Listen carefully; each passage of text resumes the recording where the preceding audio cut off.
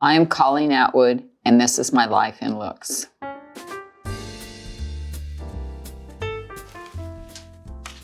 Whoa, Edward Scissorhands. The process of making Edward Scissorhands come to life was really like a visceral process. He was born from Orchard Street, Canal Street, back in the day in the 80s when there was all these boxes of leather and findings and all this stuff that these guys sold. His leather suit was mainly from jobbers on Orchard Street, where I just go get, a cool piece of leather with a texture and put the puzzle together gradually, combined with some stretch materials. Those days we didn't make a lot of multiples, so there were really only two authentic OG Edward Scissorhands costumes around.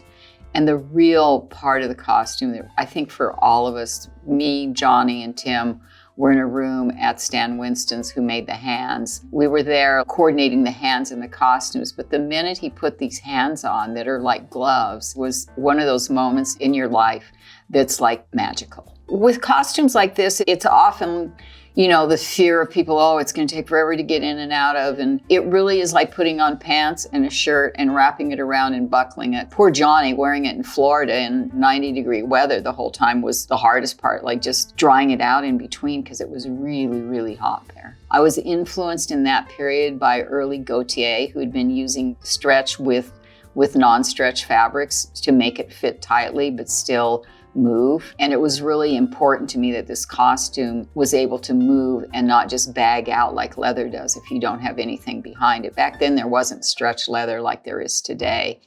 Oh my God, Handmaid's Tale, I forgot about that one. The color coding it was very, very strongly supported by the director, who really wanted the colors symbolizing the order of the people in the story. There was a designer, I think, named Zoran in New York at the time period, who was very influential in how the director wanted the clothes to look. That kind of Soho kind of vibe.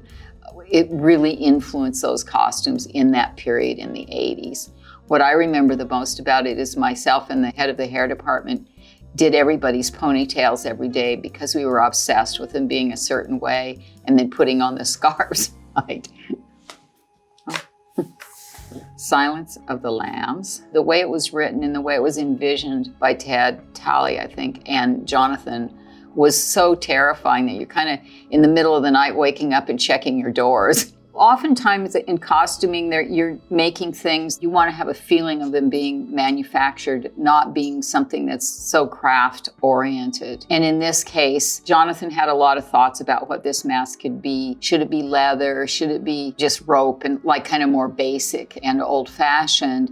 But I really felt it should be a version of what's happening today. And I was looking at all these hockey masks and I was like, that's really the best tech that's out there today. And I found this guy, I believe he was in New Jersey, who made these masks. The great story about this mask is originally we were going to paint it, but the first proto came in, it looked like dead skin. And we're like, oh my God, this is so much better than painting it, but we didn't even think about it. It is actually fiberglass, which probably shouldn't be on anyone's face in that state, but we didn't know better then. Little Women, a wonderful job. It was my first period film.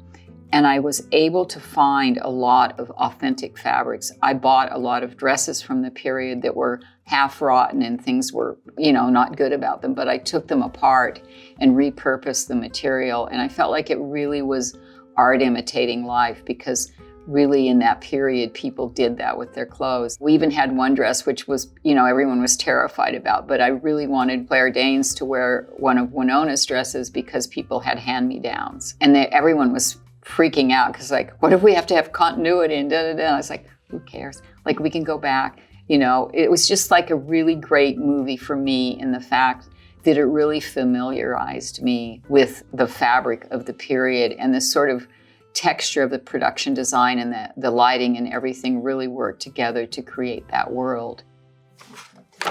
Oh, look at Oprah, beloved. My influence with actors in films is always a collaborative process. I always show them a Bible that I've done of the story, how I see it, just kind of a flow of the film. And it's always a funny process because some actors are very engaged by it and some of them are just like, what am I going to wear? Oprah, in this case of Beloved, was very respectful of Toni Morrison's vision of the story, but also very respectful of having these costumes that people actually made by hand. And I think it was really interesting for someone, as massive as Oprah with style and everything, to just really kind of hone it down and appreciate the simplicity of these costumes and the story that we were telling with these characters. Ah, Christina, so beautiful. Sleepy Hollow. It's a fantastical story. It's a tale. It's a fable. Chivo Emanuel Lubisky's lighting was a huge part of that show. The kind of idea that Christina Ricci was this glowing thing and that it was like a world surrounded by darkness. And I think that that's what Tim was depicting in the telling of Sleepy Hollow.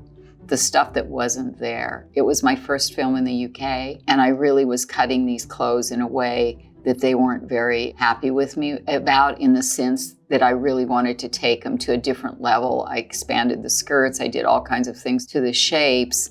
And in the beginning, the people in the workroom were just like, well, it's not Janet Arnold, which is a familiar face to them in pattern making. But once we got into it and they saw what I was doing with the fabrics and the lighting and stuff, they were really excited about it. And it was really a great turnaround for me as a designer working with fellow artisans.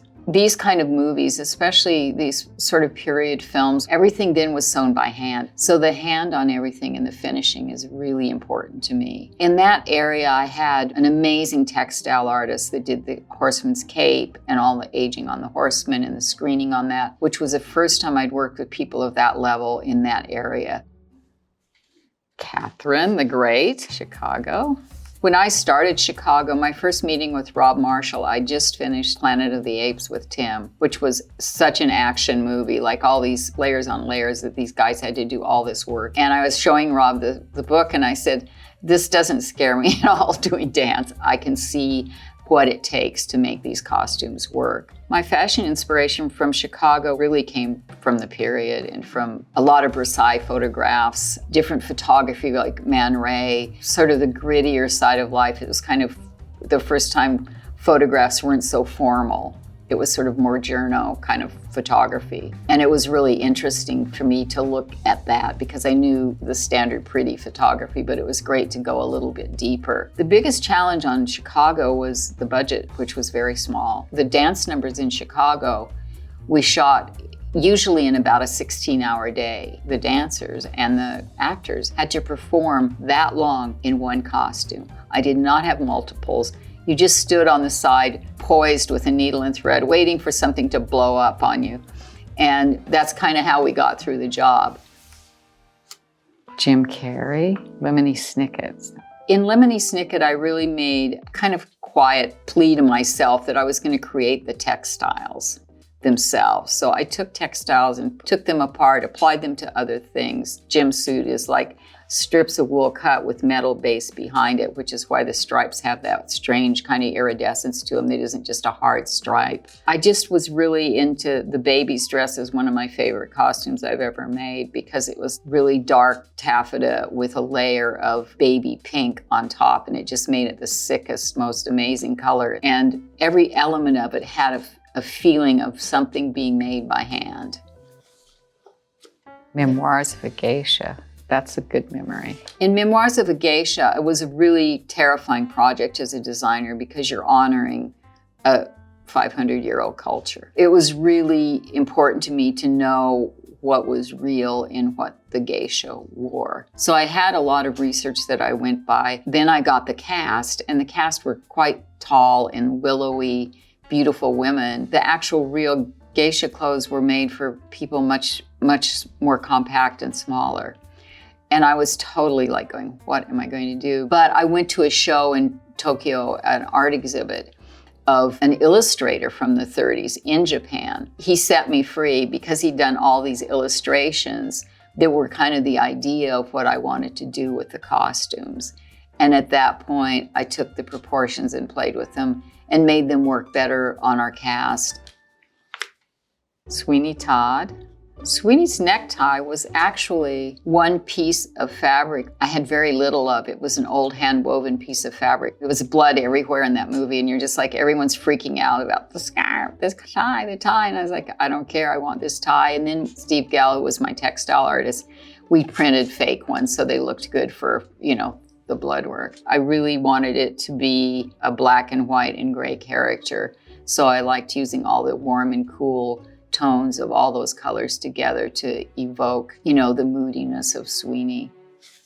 9, with beautiful Nicole. The early 60s high Italian fashion is one of my favorite periods. It's just so classically elegant and a throwaway at the same time. It isn't as stuffy as the Americans were. It's a little more real. Like, it's really glamorous, but you believe people actually wore it and lived in it, and that was their lifestyle. And then you have Sophia Loren, Marion Cotillard, Penelope, Nicole, on and on. I mean, just amazing cast of actors for this movie. It was all made costumes. We did have jewelry from Chopard. In this photo, Nicole's bracelet was a Chopard bracelet.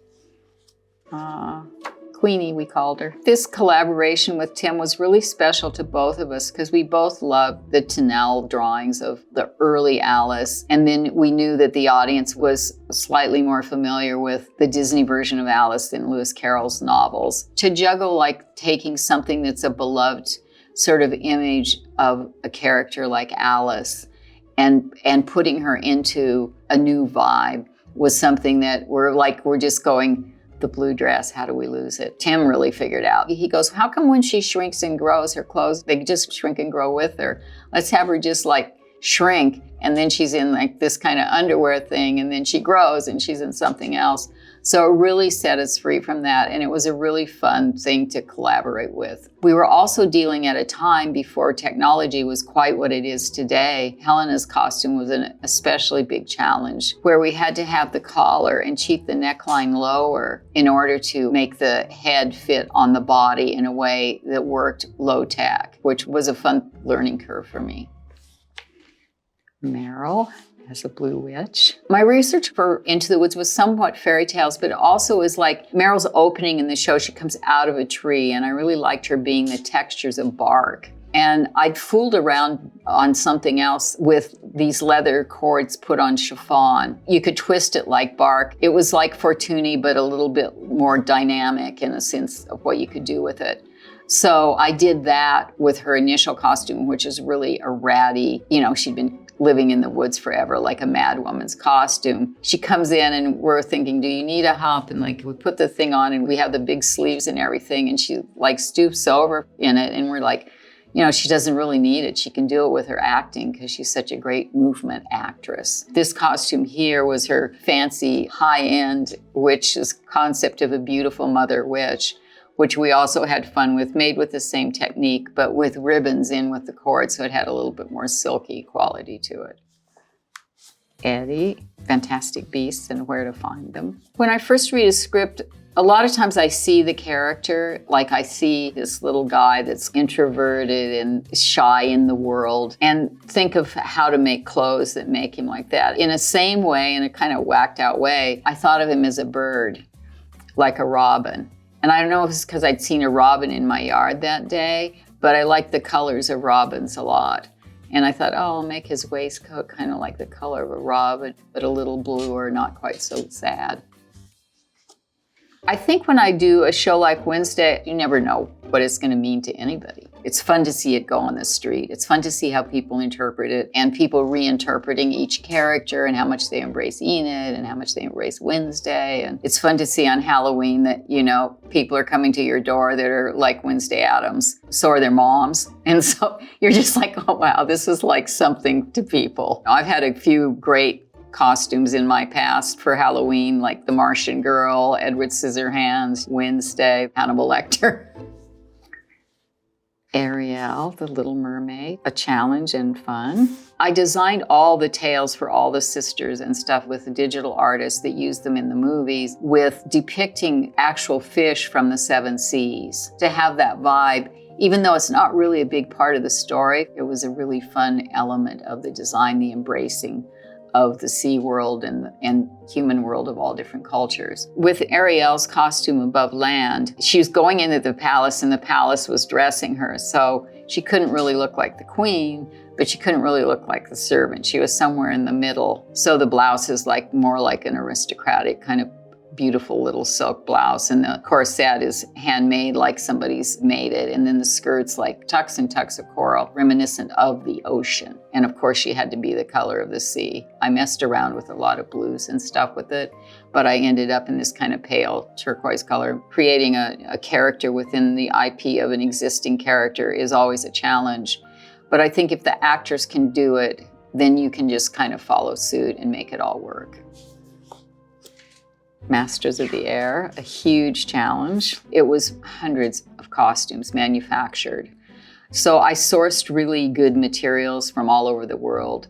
I found real pieces and redid patterns that were currently being sold by leather manufacturers. So I had to go into the manufacturing world, but I controlled it by the pattern making side of it. Also, a lot of times in these shows, nothing's really aged. Nothing looks like people really wore it for a long time. And it was really important to me to have it really feel worn in and real on all these guys.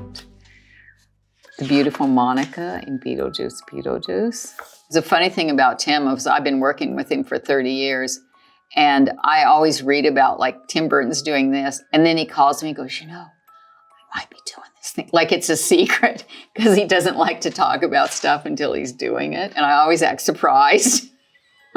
Oh, really? It's an interesting challenge to take something as contemporary as Beetlejuice and do your version of it because people really remember it, you know. The main thing is I got some of the real stuff. I had him fitting with Michael, and he's like, I remember the tux was my favorite thing. Where's the real one? And I was like, I got it. And he's go, oh, wow. It's just like people remember things in a way. When they see it, the memory is more beautiful than what the actual reality of the object is. Leo in probably the most disgusting costume he's had to wear.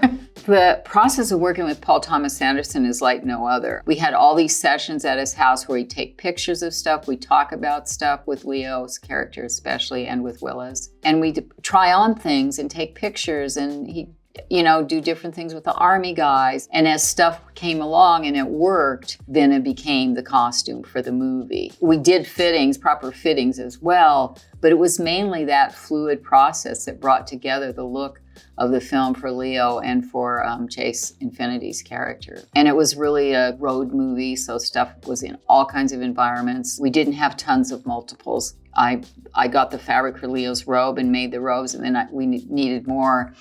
And I called them and they go, oh, we don't have that anymore. So we were stuck with like 6 robes for the whole movie, which is not that many for what he had to do in it. But, it just worked in a way that, you don't need sometimes so much stuff. Sometimes it's good to not have it.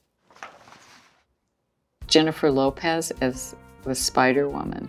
The use of color in Kiss of the Spider-Woman was really inspired by the films of the 40s, the musical films, where color was really choreographed, orchestrated. And we really dove into it that way, which was a lot of fun because you really could control all the color in the room. It was a great process. It was a fantastic job. Bill Condon, the director, is a master at musicals. He knows everything there is to know about them on film. And her chops as an actress and as a dancer are beyond belief. I think my favorite part of making musicals is actually making costumes for actors, but also the dancers and what they have to do in the costumes. It's really fun to do that. I like music a lot. I do stuff for bands sometimes every once in a while. And it's just really great part of making things to bring joy to people. Wow, that was my life in looks, at least half my life in looks.